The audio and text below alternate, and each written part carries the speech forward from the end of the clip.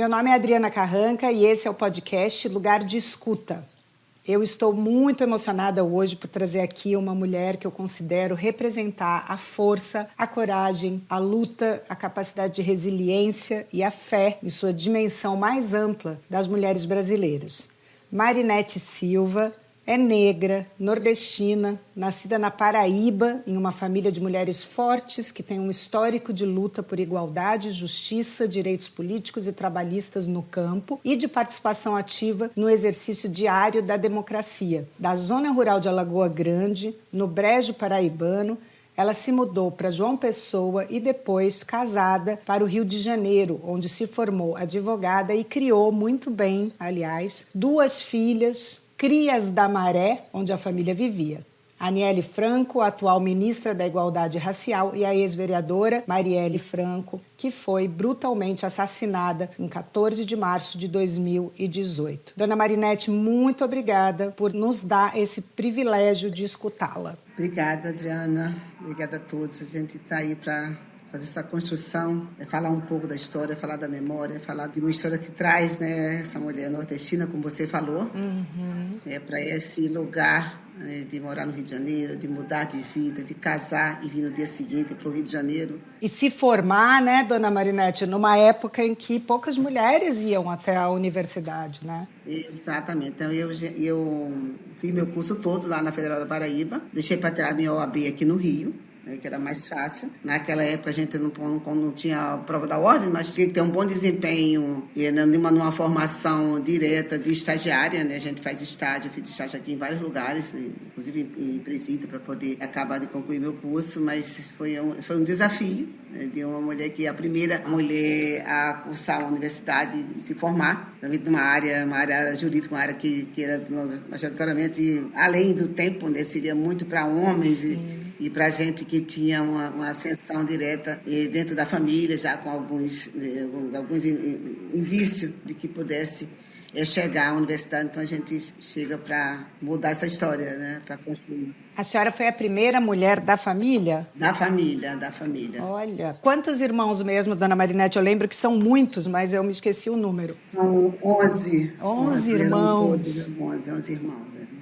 7 mulheres e 4 homens. Que maravilha! E a senhora, como a primeira aí a dar esse salto que foi muito importante, de ingressar na universidade antes de cota, antes de políticas que são muito importantes, mas o fato da senhora ter ingressado na universidade antes disso mostra ainda mais, né? Adiciona a dificuldade que a senhora teve que enfrentar. Mas, Dona Marinete, eu quero começar a nossa conversa relembrando algo que a senhora me falou certa vez quando eu estava na sua casa e que ficou muito marcado em mim. Nós conversávamos, né, sobre como é bonito, como é potente o legado deixado por Marielle Franco, como as sementes que ela plantou floresceram em novas lideranças, né, nas quais, de certa forma, ela sobrevive. E a senhora disse com muita sinceridade, e foi naquele momento que eu percebi que estava diante de uma mãe. A senhora me disse: tudo isso é verdade, minha filha, mas como mãe, eu, às vezes, só queria ter a minha filha de volta. Eu queria ter a Marielle aqui comigo. E isso me marcou muito, porque o aspecto político da morte de Marielle acabou ofuscando a dimensão humana dessa tragédia. E o fato de que existia ali, né, naquele momento, uma família em luto até hoje, e que uma família que, embora tenha honrado a imagem da Marielle, continue honrando essa imagem e continue a sua luta, talvez nunca se recupere dessa perda, né? Então eu gostaria de abrir o nosso podcast perguntando o que a dona Marinetinha, né, como a senhora mesma me contou que Marielle a chamava, mãe de Marielle Franco, gostaria que as pessoas escutassem sobre perder a sua filha.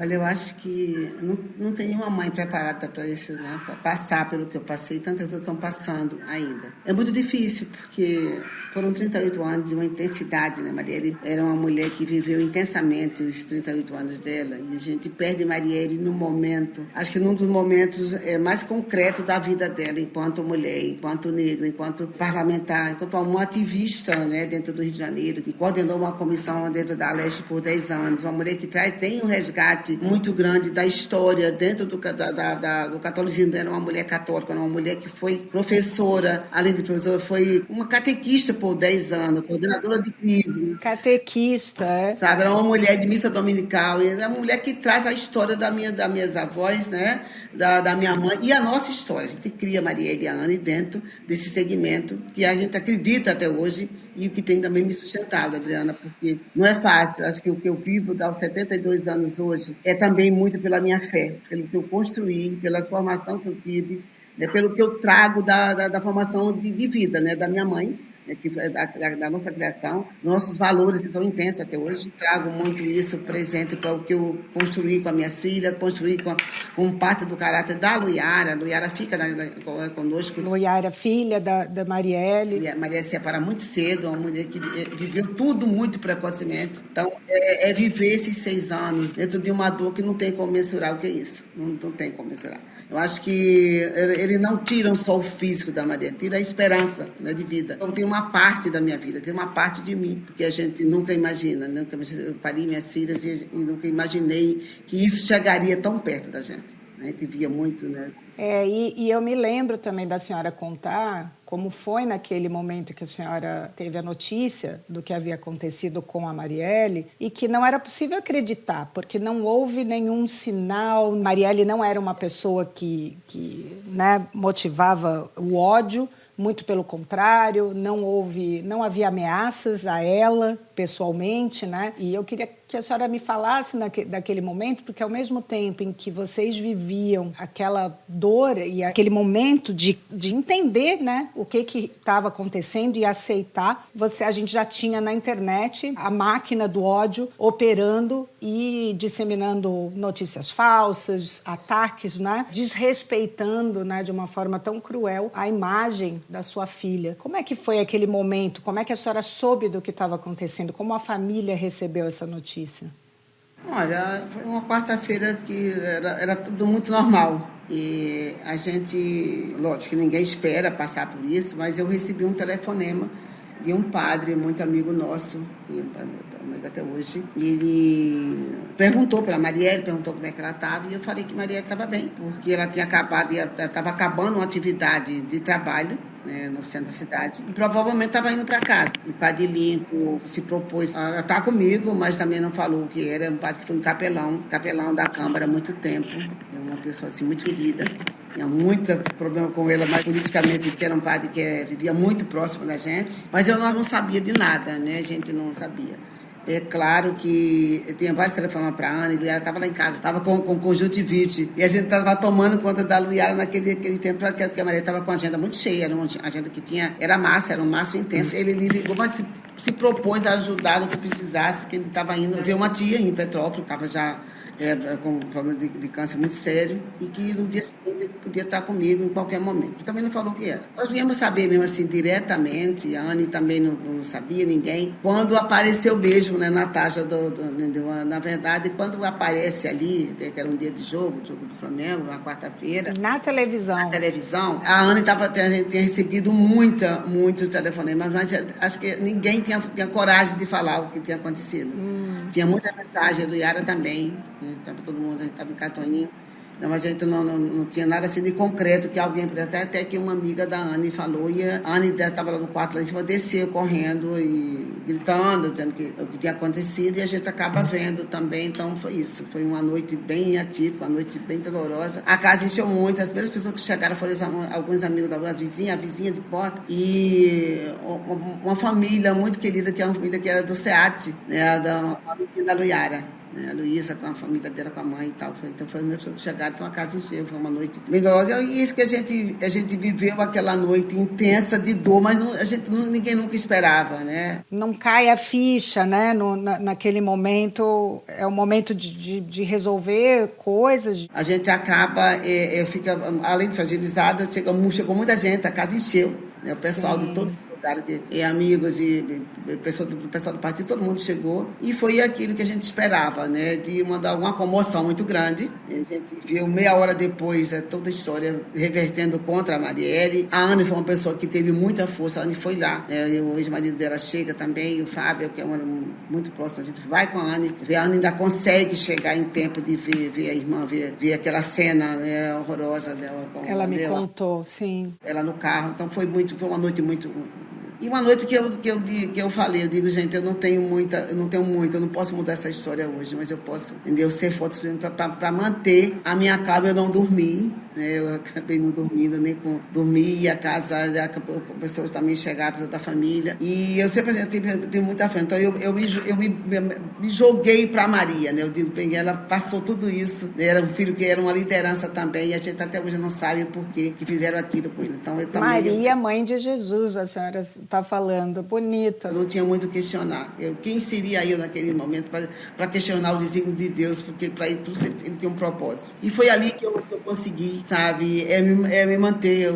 Lógico que eu tive alguns picos muito grandes de desmaio. A Anne ficou achando que eu ia também ter uma mais séria, mas eu consegui, sabe, graças a Deus, pela minha fé. Ali não tinha nada que pudesse mudar aquela história, a não ser pela fé, pela Luiara que estava ali, né, acabado de fazer 19 anos, entendeu? E gente, você só tem uma dimensão do que é aquela dor algumas horas depois, porque o impacto é muito grande. Né? A hora que a casa silencia, né, dona Marinete? É um impacto muito grande. Gente, eu até hoje eu não vivo esse luto completamente, até porque a minha história muda toda a nossa história a partir daquele momento. Muda a história pelo contexto de vida que a Maria trazia, de parlamentar, de uma mulher que estava ali exercendo mais um dia de trabalho, né, sem nenhum tipo de ameaça. Acho que é bom que a gente diga que Maria não tinha nenhum tipo de ameaça. A gente não mesmo com toda... Lógico que eu sempre falo em algumas postagens da minha filha que eu não tinha como acompanhar uma mulher de 38 anos, tendo sua vida própria,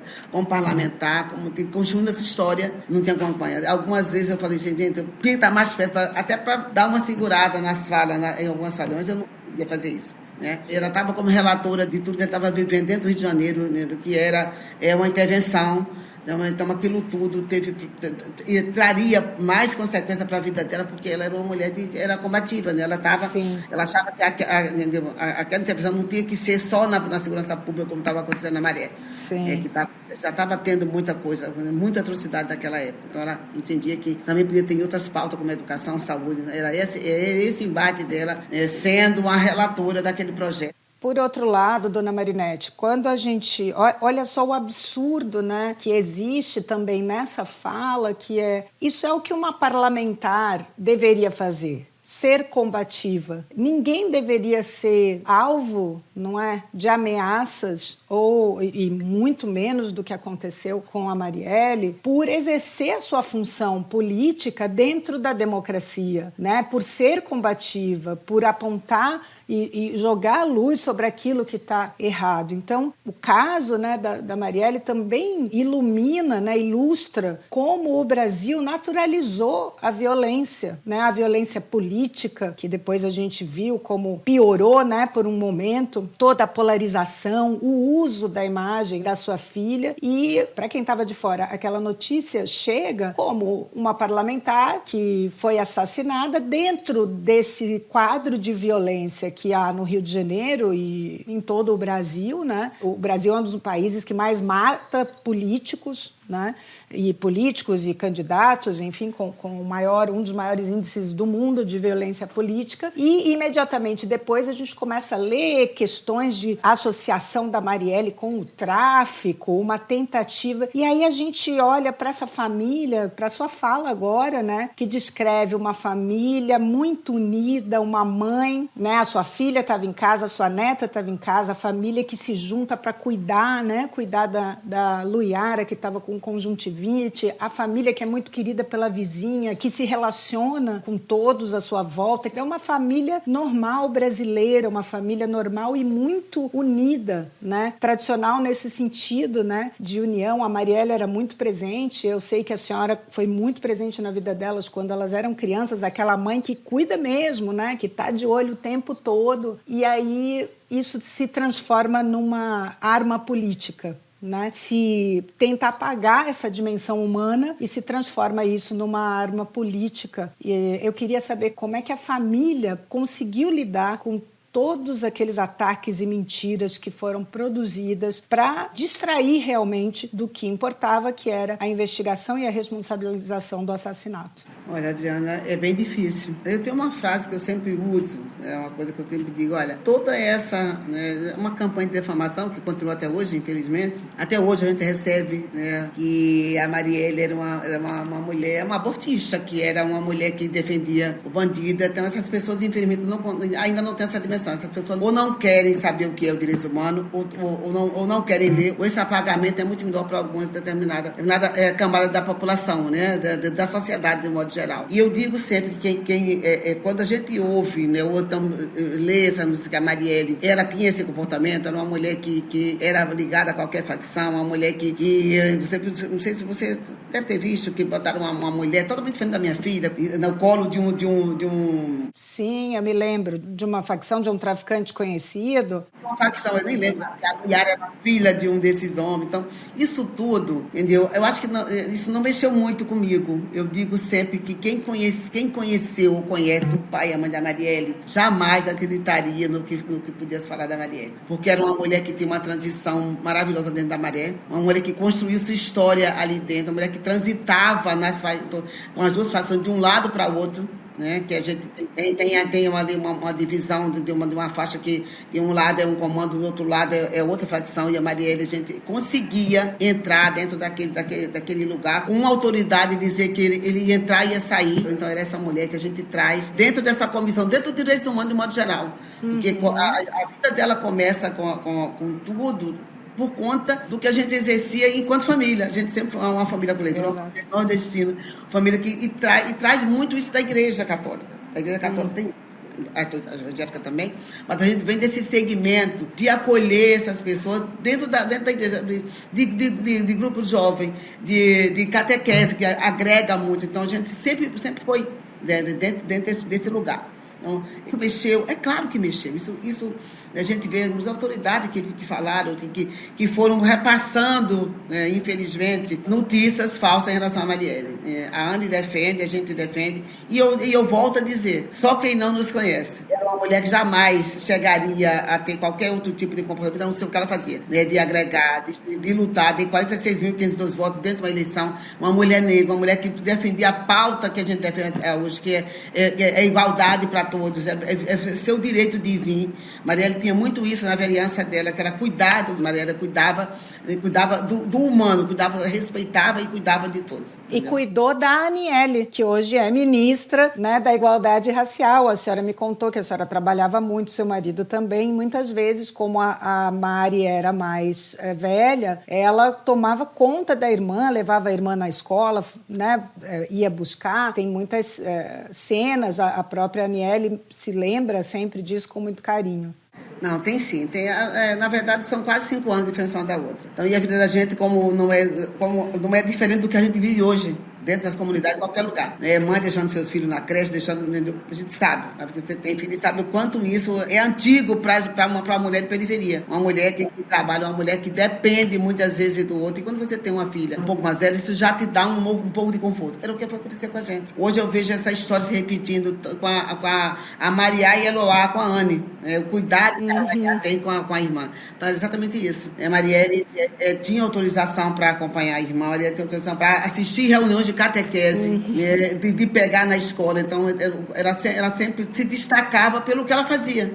E a gente acabou responsabilizando muito, ela estava além do que ela podia fazer. É por conta das circunstâncias que a gente vivia. A gente todos os dois trabalhava, eu trabalhei muito tempo também, tempo fora do Rio. Então, isso fez com que a gente desse um compromisso muito maior para a Marielle, e ela dava conta, né? Uma criança com 11 anos, que foi fazer estagiar na universidade, dentro do colégio, que ela se identificava muito com a parte de educação. Ela também queria ser, era monitora quando não estava dentro da parte que cabia a ela, que era ela servia uma secretária dentro da universidade. sempre demonstrou uma certa liderança, né? Muita responsabilidade. Tinha com a irmã e tinha com a própria vida dela, porque a partir daí, Marielle já começou também a ajudar um pouco a gente, porque porque ela exercia como estagiária, ela conseguiu desconto, tinha um ticket de alimentação, eu ficava o dia inteiro lá na Swan, que na época era um colégio muito bom, por sinal, tinha da educação infantil, tem hoje até a universidade. Então, isso traz ela para esse lugar, né, de muito compromisso com o outro. Muito nova. E, lógico, que o compromisso maior dela era cuidar dela, levar mesmo no ônibus, trazer para casa, cuidar. Um ambiente que já era de violência, né, dona Marinete? Muito. A gente não tem o que a gente vive hoje, né? Não tem essa violência. A gente tem sempre dentro da Maré, entendeu? Quando eu digo que a Marielle transitava, falava com propriedade da Maré e defendia aquele território, é porque ela, mais que ninguém, sabe o quanto aquilo ali era importante para a vida da sociedade, para a vida da comunidade como um todo. Ela, como catequista, ela passava, né, o que ela sabia.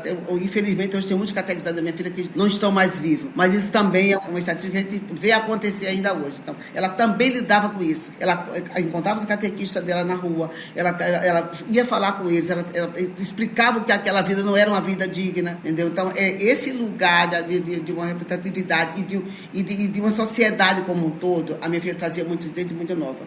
Por conta da criação que a gente teve. A gente viveu isso. Da criação, né, dessa família brasileira, essa família que vem lá da Paraíba, tanto a senhora como o seu marido, e a senhora filha da dona Filó. Eu queria que a senhora falasse, porque uma outra coisa que me chama muito a atenção da família é como ela conta uma história do Brasil, porque vocês vêm lá de Alagoa Grande, né, a dona Filó, sua mãe, já com uma atuação ali na parte do campo, né, acho que uma das suas irmãs também, na luta pelo direito dos trabalhadores no campo. Depois, essa família vai para João Pessoa, vai para a cidade, a senhora vem para o Rio de Janeiro, né? O seu pai e o pai do seu marido também, trabalhando sempre, ficando muito tempo longe da família. A dona Filó praticamente criou os filhos sozinha, porque eles estavam no Rio de Janeiro praticamente construindo o Rio de Janeiro. O seu pai participou da construção da ponte Rio-Niterói. E, se eu não estou enganada, essa família do seu marido também foi um dos primeiros moradores da Maré. Então, assim, a família, a Marielle Franco, a sua família, conta uma história do Brasil, né? Queria que a senhora falasse sobre essa história e lá sobre a dona Filó, começando com a dona Filó, que exerceu uma influência, me parece, muito grande sobre a Marielle. Sim, a mamãe teve uma participação enorme. Marielle chegou a conhecer a minha mãe. A Anne não, mas a Marielle sim. Mamãe era uma mulher que só tinha até o 3º ano primário, mas era uma mulher de uma qualidade, de uma visão de mundo enorme. Era uma cabo eleitoral daquele tempo, né? Mamãe um pouco que ela, mas ela tinha aquelas pessoas que votavam. Isso não era ilegal naquela época, né? Porque tinha só 2 partidos. Entendeu? Era só a Arena e PMDB, então eram 2 partidos que tinham em todo lugar, né? Não tinha essa violação que a gente vive hoje. Então, era uma mulher que era uma cabo eleitoral assim, honesta, tinha aquela lista, as pessoas mudavam de lugar, mas não transferiam seu voto. Então, a mãe fazia aquela agregação de pessoas com ônibus, com roupa, porque naquela a gente também se arrumava para votar. Como a gente faz, como eu faço hoje para ir para a minha igreja, que eu estou sempre querendo o melhor para a igreja, para a gente votar também era assim. Então, era essa mulher que tem E muito pensando nos benefícios para essa comunidade, né? Exato. Que era que para quem mora em áreas isoladas, em áreas desprivilegiadas também, não entende essa dinâmica que você precisa, essa atuação é necessária, porque senão aquela comunidade fica esquecida mesmo. Os políticos só lembram em ano de votação, né? Exatamente. Então tem uma família que ela era comadre, né, de algumas pessoas. Essas pessoas ricas que era dona de usina, né? Essas pessoas que precisava daquele voto de cabresto, ela fazia isso. Ela andava naquele interior, né, na verdade a cidade era, mas tinha aqueles polos, né? Aquela cidadezinha, não, aqueles municípios menores que pessoas precisavam de ter um transporte, de ter um lugar, de ter um meio de vir votar. Então, era isso que ela fazia. E tem uma irmã dela também, que é a Maria, que são foi meio fundada a Liga Camponesa lá em Alagoa Grande. Eu vi várias vezes a minha avó ceder a casa dela para fazer aquelas reuniões do escuro. A polícia não podia saber. Entendeu? Era uma época de ditadura, de um tempo ainda muito que aquilo era ilegal para muita gente. Era comunistas, né? Sim. Que trazia um recorte de lutar pelo trabalhador, né? Como Margarida Alves, que era lá de Alagoas Grande, que traz essa pauta. Né? As minhas irmãs conheceram muito, né? Porque trabalhavam em área de saúde, e Maria trazia aquele pessoal, igual a mamãe fazia com o eleitor, ela trazia com o pessoal que caía, os canavieiros, vinha em grupo para Alagoas Grande para se medicar. E era a Margarida que trazia esse pessoal. Então é um resgate de uma família que viveu, né? Conviveu dentro de um espaço pequeno, mas que já trazia um viés político muito grande. Né? Sim, e as ligas campesinas foram muito importantes. Para quem não sabe, as ligas campesinas, elas deram depois origem aos sindicatos, aos primeiros sindicatos dos trabalhadores. E naquele momento, os trabalhadores rurais, como existe até hoje, mas você vê que é uma luta já muito antiga e que começa ali na Paraíba com esse grupo, que é a luta contra a escravização dos trabalhadores rurais, porque você tem o fim da escravidão, mas você continua, né, com uma política trabalhista que não dava nenhum direito aos trabalhadores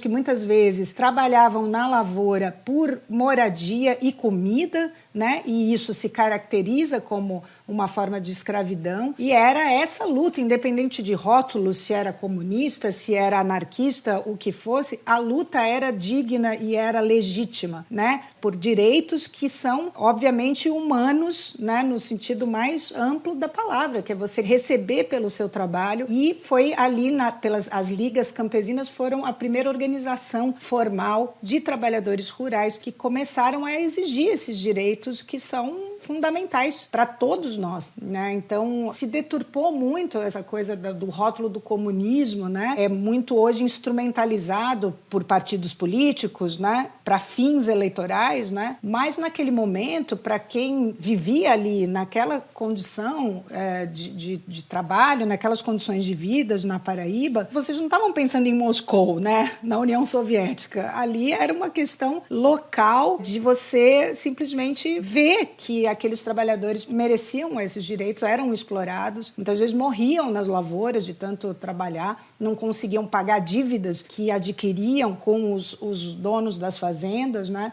Então, aquela luta, independente de rótulos, era uma luta absolutamente legítima por direitos fundamentais, né, dona Marinete?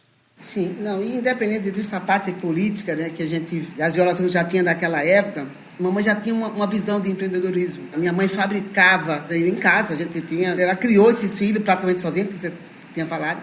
Meu pai, são 2 etapas, são 11 filhos, 5, né, depois mais 6, porque ele ia lá para fazer a criança e voltava. Ele era da construção civil, todo mundo sabe. Sim. Meu pai vinha, ele ia de ano em ano, 2 anos. Ele fez uma sequência tem filho que nasceu no mesmo ano. E depois ele para um pouco e volta aí com um espaço maior. Por exemplo, eu estou com 4 irmãs, agora 5, acima de 80 anos. Eu sou a mais nova das mulheres e tenho 72 anos. Então você vê que é uma família, né, de muita luta, de muita resistência até hoje. Né? Criar e educar, porque a dona Filó era uma grande defensora da educação. Muito defensora. Era uma mulher muito, muito cara e uma mulher que tinha uma visão. Ela fabricava as coisas em casa. A gente tem uma pastelaria. O que é pastelaria naquela época? Não é pastel, era todo tipo de doce. Mamãe tinha praticamente no Mercado Central, que tem até hoje em Alagoas Grande, que nós tivemos lá agora há pouco, um filho quase em cada portão daquele. Né, com cocoroto, com sequilho, solda. Então, são produtos que a gente fabricava em casa. A gente tinha forno em casa, aquele forno.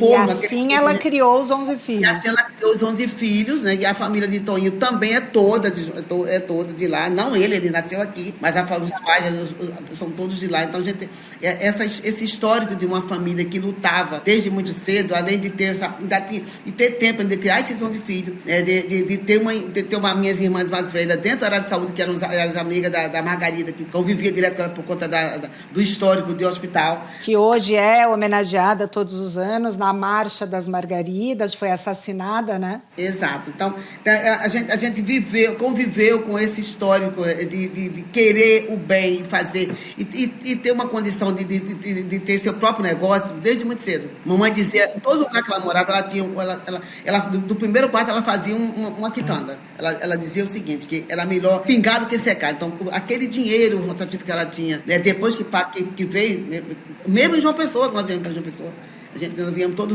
mundo criança, né? Então, a maioria veio criança e os outros já tinham casado, mas também vieram para João Pessoa depois. Uhum. Então, essa parte de ter essa visão de que a família está no primeiro lugar e você como se manter do seu trabalho, né? De ter um negócio próprio, de caldo de cana, sempre tive lá em casa, de fabricar o bolo, de vender. Então, isso é uma visão que tem de muito cedo. Então, ela traz esses a história da família brasileira, né, dona Marinete?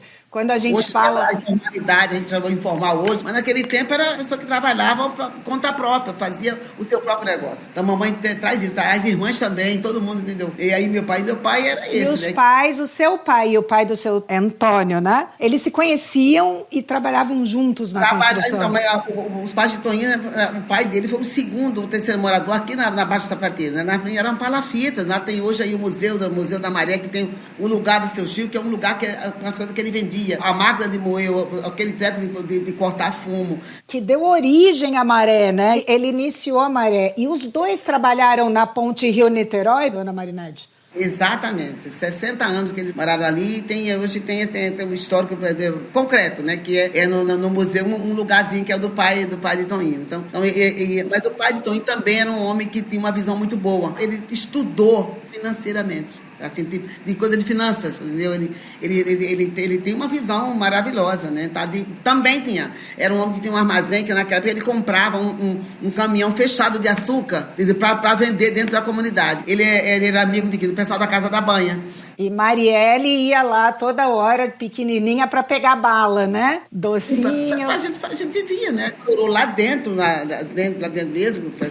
A gente morou dentro da Maré. Num espaço um pouquinho mais para frente, a gente não morou dentro da Baixa, mas morou no Conjunto Esperança. Foi ali que nasceu a Anne. Cresceu com a Maré, né? É uma família que cresce com a Maré. Exatamente, no Conjunto Esperança. Depois a gente volta para a Maré, um pouquinho mais para cá. Não era tão dentro da favela como tem Era no asfalto, como se diz. Exatamente, era mais perto de lá da igreja.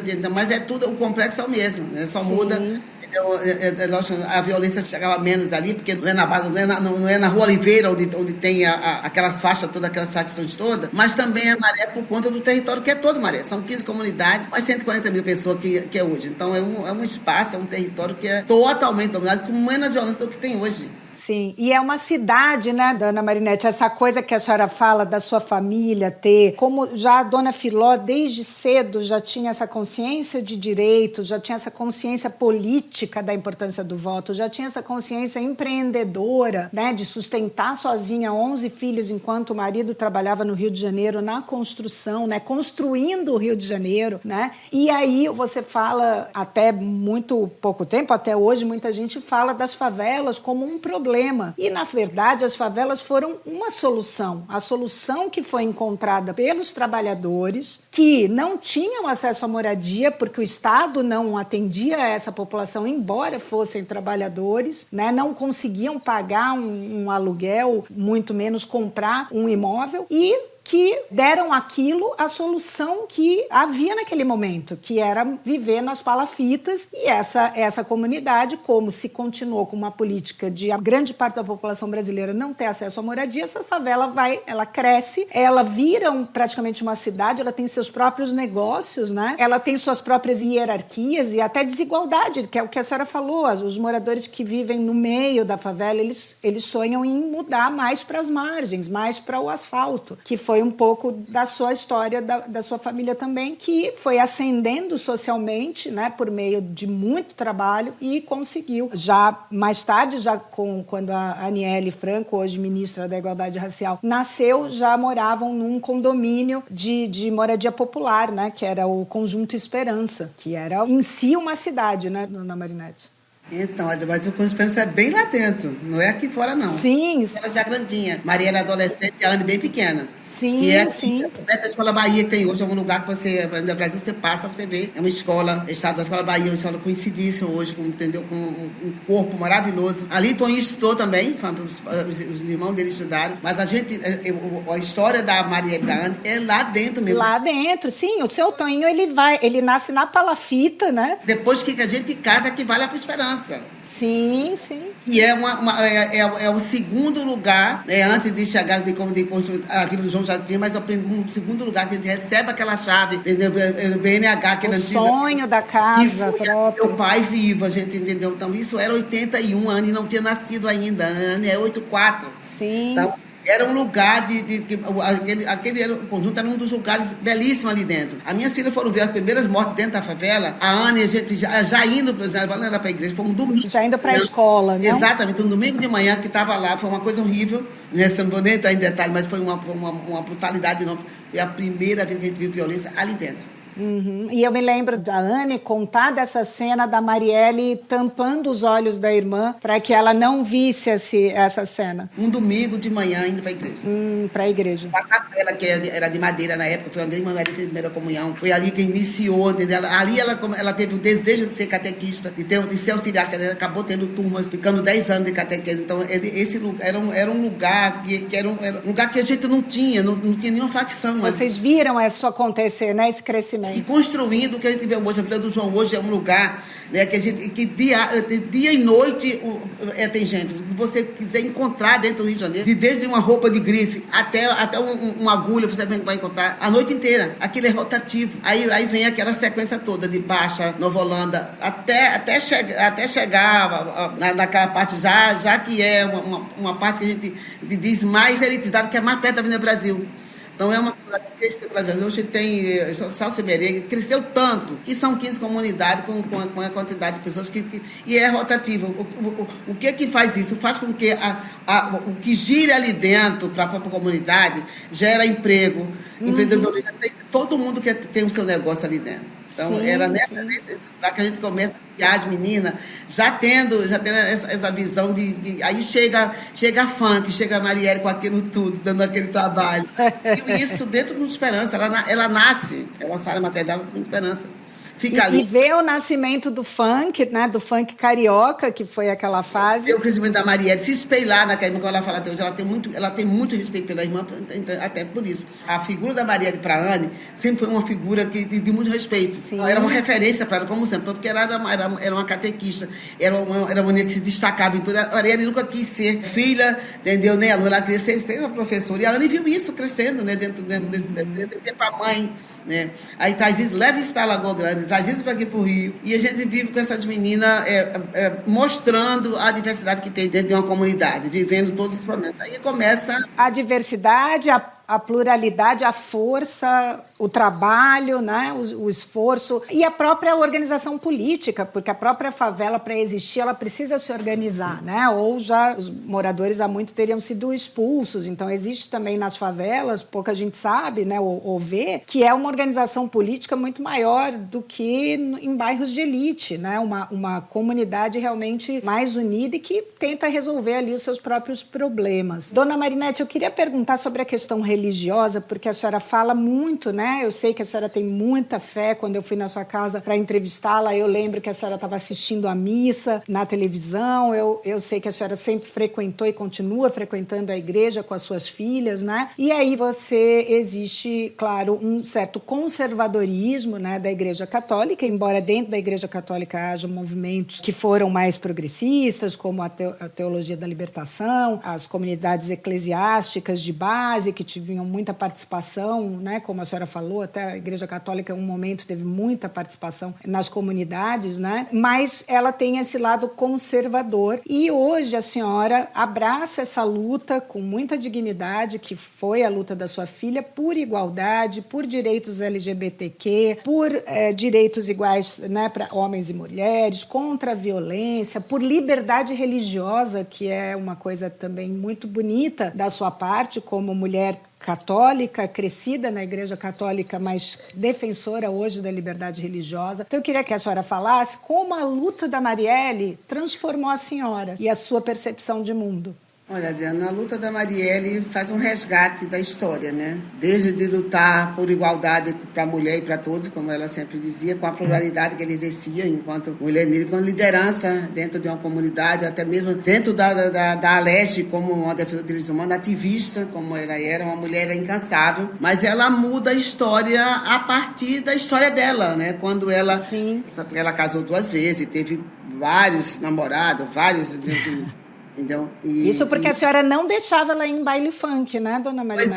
Pois é, ela ia assim mesmo. Ela ia, né? A gente que vem dentro desse segmento, além de ser não é só por ser católico, mas você tem valores que você não consegue mudar. Uhum. Entendeu? Por mais que as pessoas achem com normalidade as coisas, em algum momento você diz, gente, como assim? Né? Depois de uma certa idade, mas a gente eu aprendi a respeitar muito essa parte. Pelo amor, né, dona Marinete? Muita gente é viver uma pauta que você não conhecia, que você passa a conhecer e passa a respeitar e agregar junto com essas pessoas. Porque o que eu tenho hoje de pessoas dentro de movimento, de tudo que tem acontecido, de mudança do mundo, dentro da sua percepção, da sua visão, da sua opção sexual que a gente vive hoje, né? Uhum. Traz isso com a Marielle, traz isso uma visão de um mundo que nos leva a acreditar que tudo isso, mesmo que não seja normal para uns, mas a história de vida que a gente traz dentro da nossa família faz com que a gente agregue com essas pessoas, né? A gente tem N movimentos que acolhem. A própria Marielle defendia, né, essa minoria que há 6 anos atrás a gente começa com o golpe da Dilma até chegar o tempo de Deus, que mudou toda a história, não só na vida das pessoas, para viver com mais dignidade, para ter sua liberdade em tudo, inclusive essa liberdade sexual. Então a gente vem para esse lugar que tanto a Anne como eu, Toninho, a gente não só agrega, mas a gente acolhe também, porque a pauta da Marielle hoje vai muito além do que você possa imaginar o que é certo ou o que é errado. Racismo, liberdade religiosa, combate à violência, direitos das mulheres, direitos LGBTQ+, né? Pela pluralidade que a minha filha exercia, né? Pelo que ela defendia. É bonito isso, né? Como a luta, a Marielle transforma primeiro a sua própria casa, né? E aí passa dali a transformar uma comunidade e hoje a exercer essa transformação que ela deixa através do seu legado e que continua, né, dona Marinete? Como que a senhora hoje trabalha como advogada, parte da Comissão de Direitos Humanos da OAB e também participa do Instituto Marielle Franco. Eu queria que a senhora falasse sobre esse trabalho hoje, o que faz o Instituto e como é que é a sua atuação ali. Então, Adriana, a gente tem aí procurado fazer o melhor possível, né? O melhor possível dentro do que a gente se propõe a fazer. Acho que a criação do Instituto, que era apenas uma associação, que é a Defensoria, acolhe a gente, a senhora precisa fazer alguma coisa, não, a gente não consegue hoje ter um domínio total, porque a Marielle hoje não é só minha, a Marielle hoje é do mundo, a gente não consegue pontuar isso, dizer assim, não, você não pode, porque as pessoas hoje, além de ser uma figura pública, não tem como você conter o que ela representa hoje a nível, em tudo, desde a sua história, desde o seu legado, desde uma mulher que viu a política dentro de casa. A gente não faz política só quando você está partidária, é uma família de política que traz isso dentro de todo o segmento que você segue. E eu sempre priorizei muito a história da educação das minhas filhas. A alimentação e a educação foi sempre prioridade, a minha e a de Toninho. Então, a gente, quando chega, eu advoguei há muitos anos, imagina que esses anos todos eu nunca tive reconhecimento, até é isso, era uma mulher negra, advogada nordestina, com esse sotaque que eu não mudei nada da minha história até hoje, então, todo mundo sabe, né? Então, era invisibilizada totalmente. Quando é que a OAB reconhece o meu trabalho? Quando é que a OAB chega para me convidar para participar de comissão? Depois que a Marielle vai. A Marielle tem uma entrada muito maior do que eu, como parlamentar, como ativista, do que eu dentro da própria OAB. A Marielle abriu vários eventos na OAB que eu não sabia. A Marielle tem amigas nossas que depois que a gente vê, que me manda a foto depois da morte da pessoa que votou, que construiu junto com ela, entendeu? Muita gente, né? A própria Carol Prono conheceu a Marielle antes de acontecer isso tudo. Então, e outras mulheres daí que estão nesse segmento jurídico, que conhecia comissões dentro da OAB, que eu sabia que tinha, mas a gente nunca foi convidado, porque é isso, né? O teu lugar é o teu trabalho e você não tem acesso a muita coisa dentro da própria OAB. Como a maioria, né, da população não tem. Não foi diferente comigo, com certeza. Sim. Mas isso também mostra, dona Marinete, a importância do legado, né? Muita gente vem saber que eu nunca também falei que eu tinha uma filha assim, um assado, que tem uma filha, uma parlamentar, uma filha de ativismo, ninguém nunca soube por mim. Quando as pessoas souberam quem era a Marinete, eles sabem quem era, depois da morte da Marielle. Esse reconhecimento de comissão, de prêmio, de muita coisa que aconteceu, foi tudo depois. O Santa Maria já estava dentro desse contexto político, dentro da OAB, todos os movimentos da PUC. A PUC, entendeu? E muitos lugares que ela já adentrava, e eu não. Mesmo e ali a senhora já trabalhava há mais de 40 anos. Muito tempo. Eu fiz magistério também, dei aula na Suana, dei aula em vários lugares, então eu já tive muito histórico de magistério também. Né? Eu ensinei lá, quando eu casei, eu era professora, esse instituto dentro do colégio estadual lá de uma pessoa. Então essa história que a gente traz de ser invisibilizada é muito normal na mulher negra. E ainda existe até hoje. Era isso que aconteceu comigo aqui. Até que a Marielle quebra isso, né? Quem é que conhecia a Marinette? Eu conhecia pela minha OAB, conhecia pelo meu trabalho. É uma minoria, trabalhei com Previdência há mais de 20 anos. Mas dentro da própria OAB, dentro daquele movimento todo que de CAAG, ninguém nunca me conheceu. Veio conhecer depois da Marinette. Depois que a primeira eleição, depois que aconteceu da morte da minha filha, é que todo mundo, que a OAB inteira, me queria por perto, entendeu? É isso. Porque e a realidade, como a senhora falou, da invisibilidade da mulher negra, né? Exatamente. Então, isso que a gente traz de sobrevivência dentro do seu trabalho, dentro das comunidades, tudo, a gente traz isso para a vida. Eu trago isso para a minha vida, eu trago isso para a formação que eu passei para as meninas, para o caráter, eu formei o caráter das duas e também da Luiara. A Luiara chega muito cedo lá em casa. Então essa visão que a gente tem de acolher, de se adequar ao que a gente vive hoje, também é por conta da pauta, que não tem como fugir dela. É uma pauta mais que legítima. Principalmente o que ela defendia mais, que era a mulher negra, a periferia. Ela tinha esse cuidado de dizer, mãe, a minha vereança é o mais importante que eu tenho hoje. Maria não tinha pretensão, até em algum momento, pensar em um outro cargo político, ascender mais, mas naquele momento que ela foi tirada de nós, o importante para ela era cuidar dessa parte, até mesmo saneamento básico, espaço coruja, ter uma creche digna para todos, receber aquelas comissões todas da saúde ali dentro. Eu vim conhecer o gabinete da minha filha na véspera quase da morte dela. Eu me lembro, né?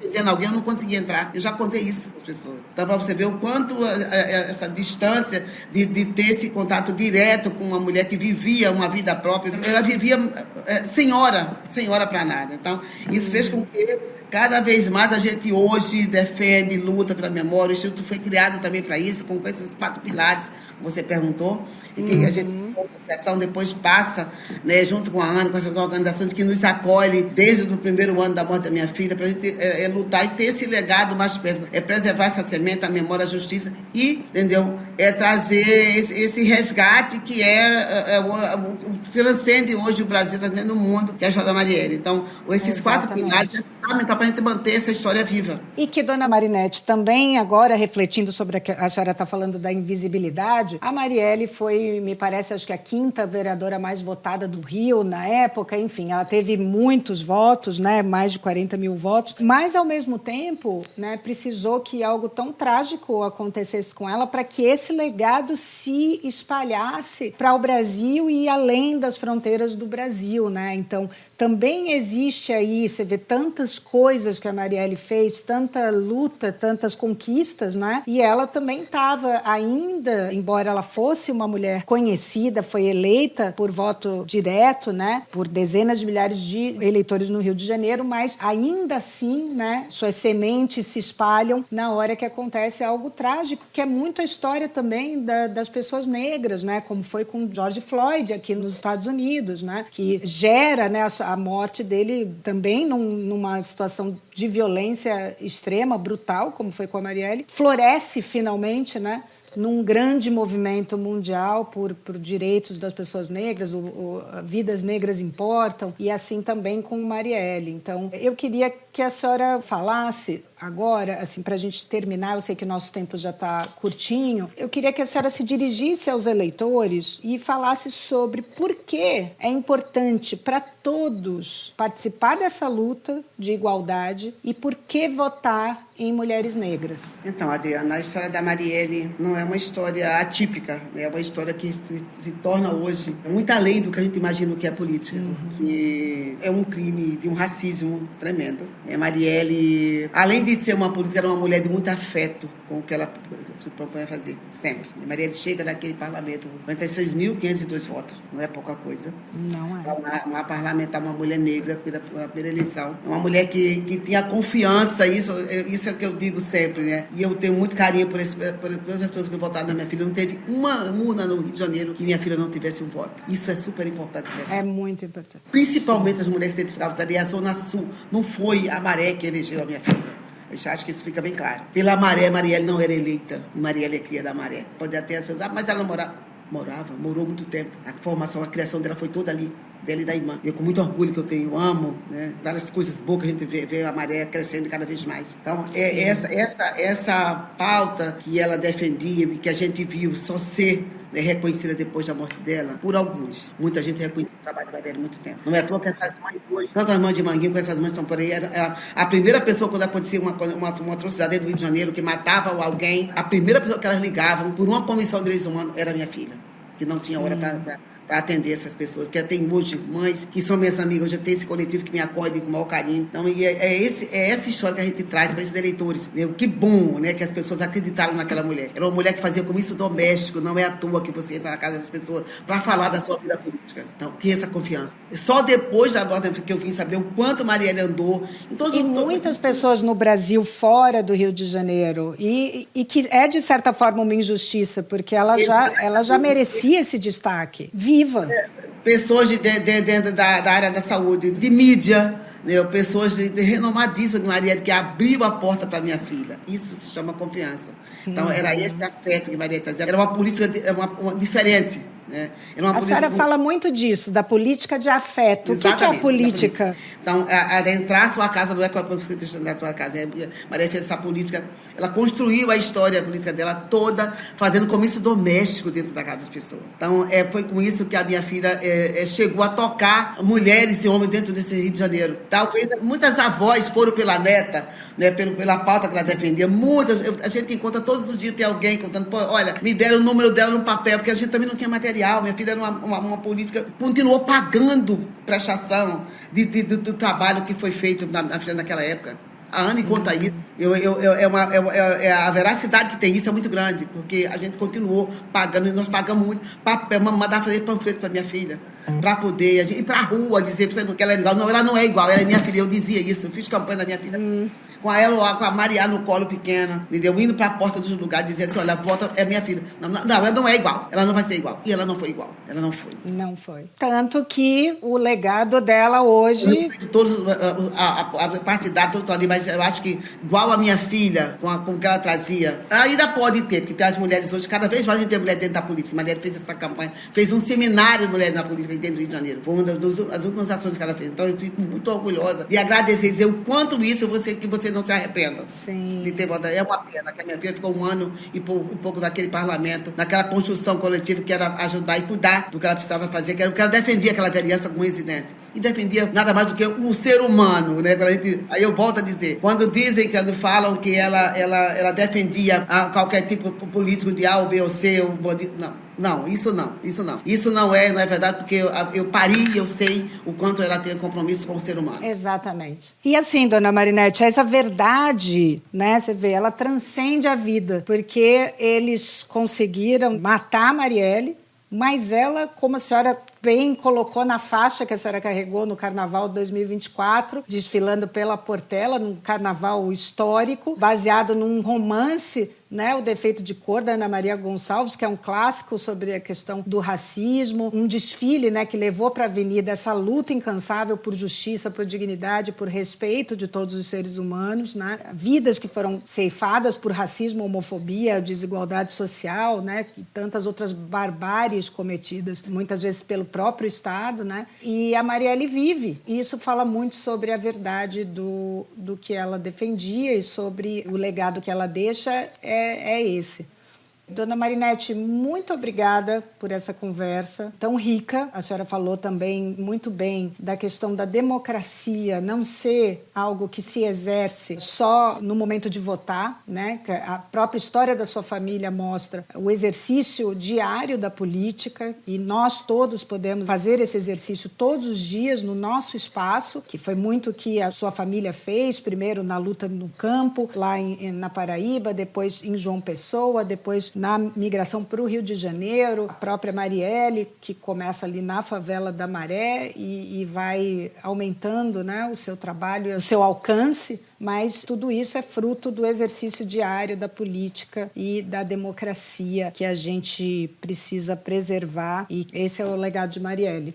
É o legado da família toda, né, Dona Marinete? Porque também a senhora, né, a própria Aniele falava que você constrói sobre aquilo, sobre os alicerces de quem veio antes. E a senhora, a Dona Filó, foram mulheres alicerce para a luta da Marielle. Obrigada, eu que agradeço. Acho que esse espaço que nos é dado, a gente precisa ser claro, transparente e verdadeiro. Tem muita coisa que eu não falei. Dava ter que fazer outro, porque tem coisa... É verdade, Dona.